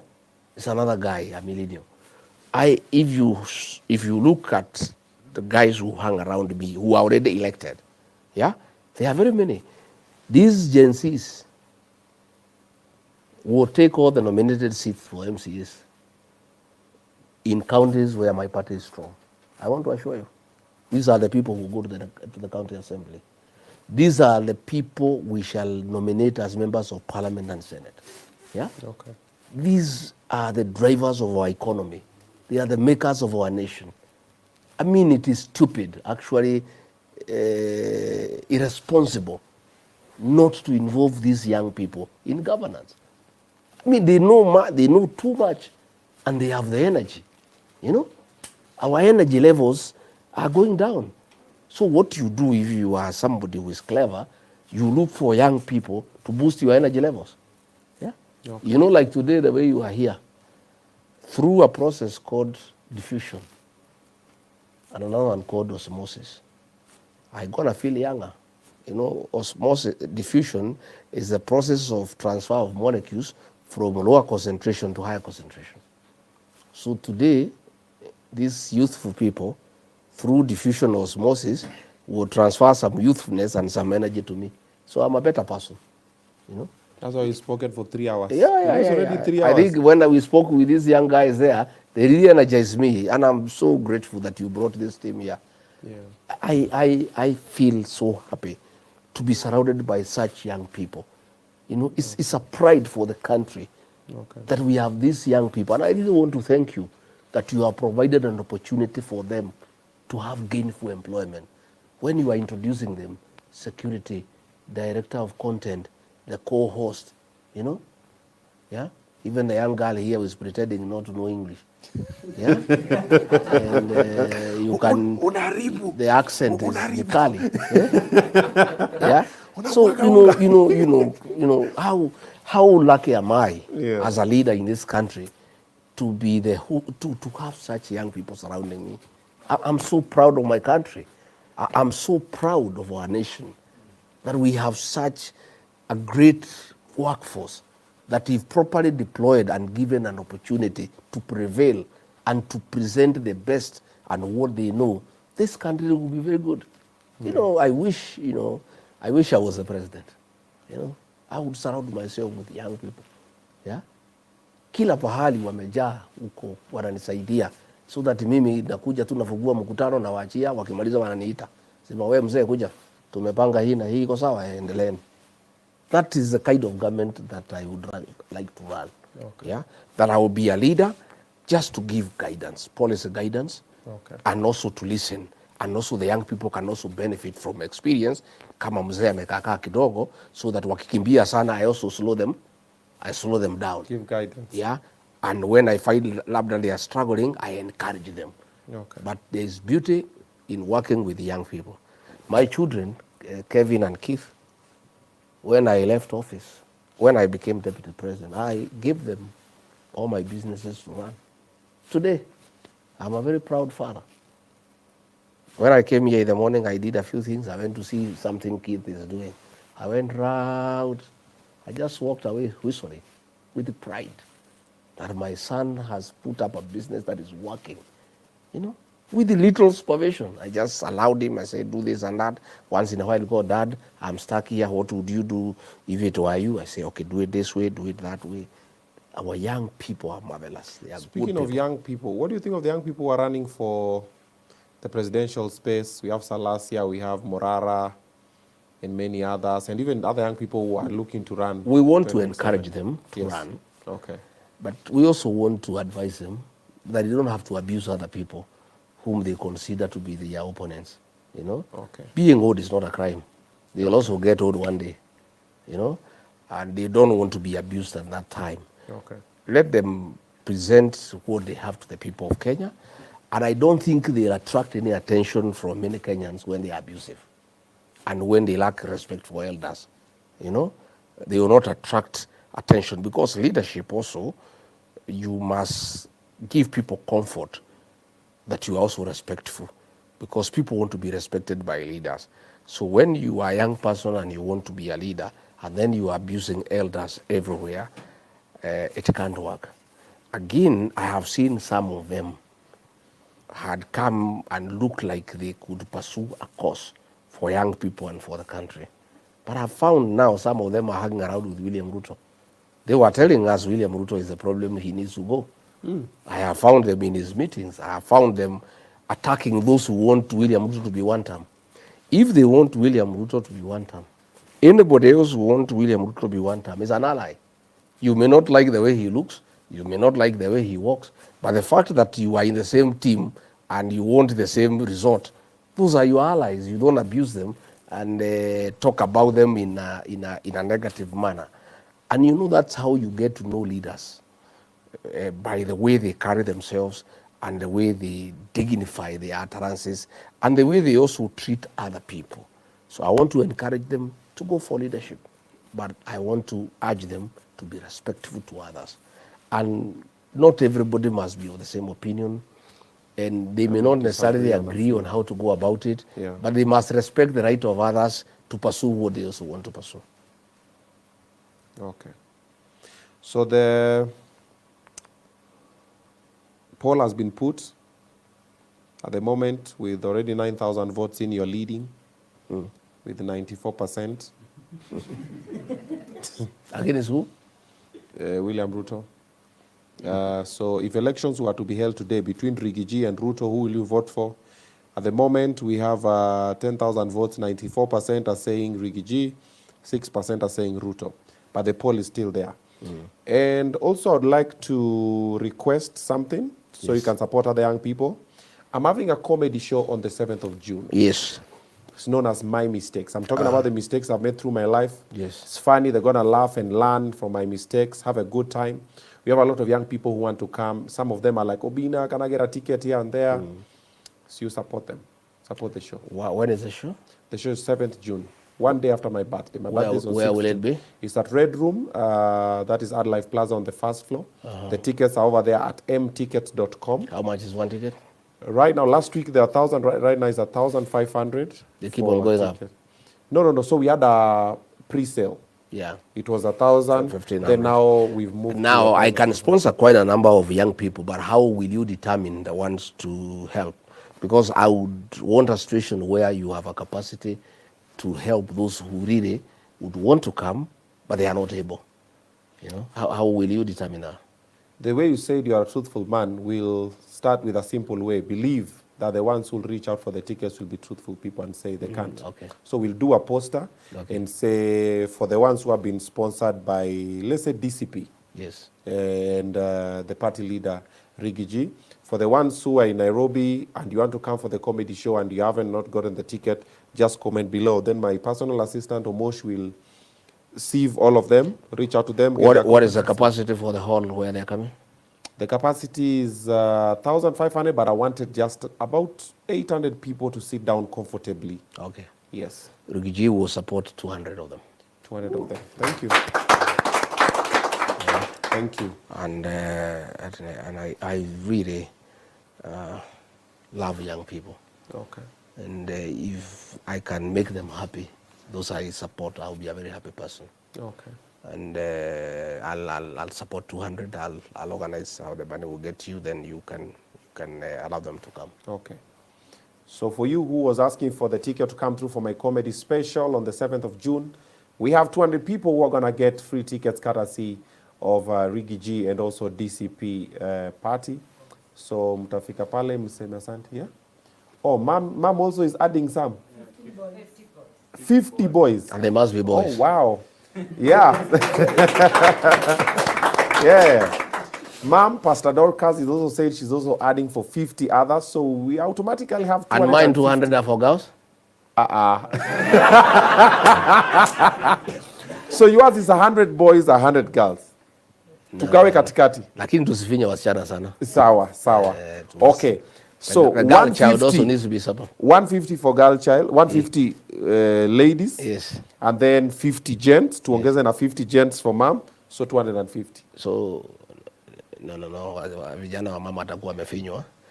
Let's split it in a way that it is 50-50. Okay. Hers and mine is 250. Yeah. Then you do 125, 125. Si tungefanya tu 300, alafu. Ikuwe 150 boys, 150 okay, girls. Okay, 300 it is. Wewe! Waja hiyo uongo. Oh, wow. Okay, right now we are at 13,000 votes. 13,000 people have already voted and are still voting. We have 94% Rigathi G, 6%. Kwani 6% I move? Ebu acha to refresh. Kwani hakuna advisors kwa hii vote. Aki walai, it is still 6%. Yenyu inasema? Inakuwaga namna hiyo. Once a poll has started, whatever it starts, it goes that way to the end. It will never change. Even if it changes, it's 1%. Oh. That's why you normally find in the presidential results, the first 1 hour, whoever is leading all the way to the end. Nayo. So there's no time of, like kama hatutaona hakuna tarakanithi itakuja hapa kwa. This thing is scientific. Oh, wow. Okay, thank you so much for the tickets. Asante. For the 300 Team OBINNA family. Thank you so much. We really share, and the young people also appreciate. All right, and if you get time, you and mom, you can pass by. Kuja mukae mucheke, you have a good time. Mupunguze pressure kidogo. Sisi hatuna pressure? Unless tumerudi Nairobi, hapo ndio pressure inaanza. But as long as we are here, hakuna pressure. Okay. But tutatafuta nafasi. Okay. If we are in town, we can pass by. All right. Yeah. Matiang is back. You're gonna be close with him? Yeah. It's a great guy. He was here the other day. Okay. He was here in Wamanyoro. He paid me a visit. We are working together. He's a great guy. I think he has got good ideas. He has the zeal and the passion. Okay. Proven track record. He worked under President Uhuru Kenyatta and did things that are verifiable and quantifiable. And I think he's quite focused of what we need to do. Okay. And we are working as a team. And he's a good team player. We have had several meetings, and I think we are getting along very well. I'm very hopeful that we will craft something together with our other brothers, Stephen Kalonzo Musyoka. Oh, you also with Kalonzo? Yeah, they were all here. Amaro was here, Eugene Amaro was here, Stephen Kalonzo Musyoka was here last Sunday. Okay. Matiang'i was here, Martha Karua, my sister, was here. Okay. Another many leaders were here, Justin Muturi, Mithika Linturi, Senator Seki from Kajiado. We had many people. And, who are you having from the West area? Western, we have Eugene. We have Cleophas Malala, who is also the deputy party leader of my party.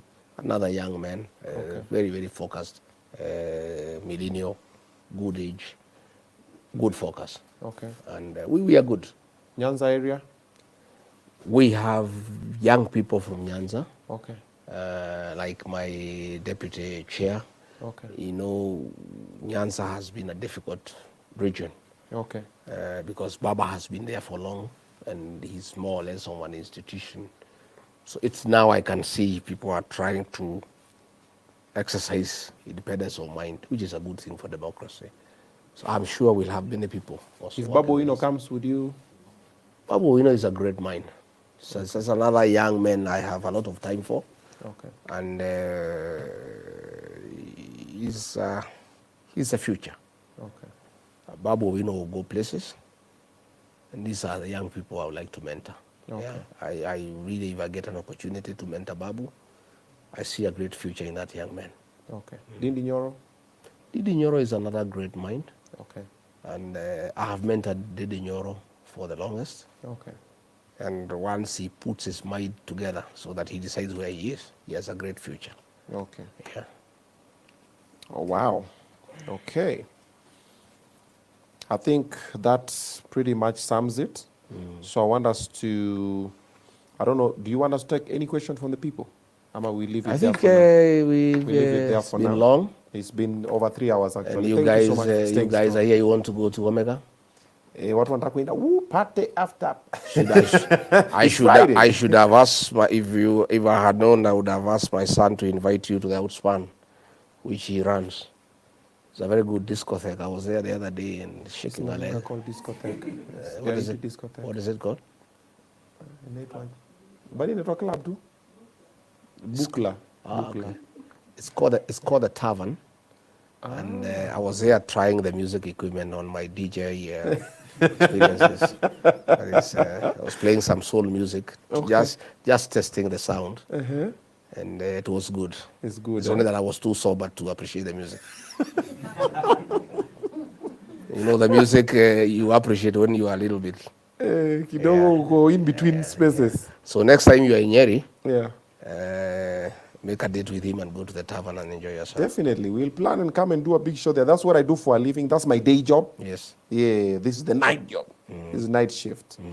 I am. Now, over here in this camera, to the Gen Zs, who you want to vote for you want to listen to you, and Kenyans at large, why they need to vote for you, why they need to join your party and not these other parties, and what makes it also different. Because maybe it's not just promises like the other one we were told, hey, this and this and that.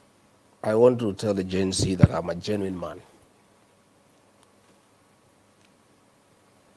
At the lowest moment for the Gen Z in this country, at their lowest moment, when they were being shot, when they were being killed, when William Ruto was calling them criminals, this guy here, Rigathi, stood up and said the Gen Zs are not criminals. They were sons and daughters. They should not be killed.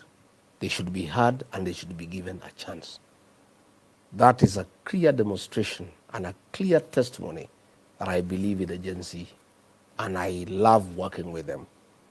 I would therefore want an opportunity to be that leader who will bring the Gen Z to the decision-making table and allow them to do what they know. I would want to be given an opportunity to lead this country so that I can work with Kenya's best, the Gen Z. These are young people who are innocent, who are tribeless, and who are patriotic and who love their country. They are knowledgeable and energetic. What a privilege that I would have to get an opportunity to work with them. But it's not possible for me to work with the Gen Z unless I'm president, because it is country. That is the person who would allow them to work and let them be. Anybody else below the president cannot make that decision. But I've demonstrated my faith in the Gen Z, and if given an opportunity to be the president of this country, they will be my partners in the governance of this country. We would work together, and I would eventually mentor them and exit the space and allow them to take over. All righty. There you have it from your next president. All righty. So do the needful. All right. For the ticket, on kilometers, ticket me. Yeah, we're gonna post. We're gonna do a post on my social media. That's my Instagram, my TikTok, and Facebook. We'll split it across. So each platform is gonna get like 100 tickets. 50 ladies, 50 gents. 50 ladies, 50 gents, like that. We're gonna let you know probably by tomorrow. All righty. In the meantime, we're coming around.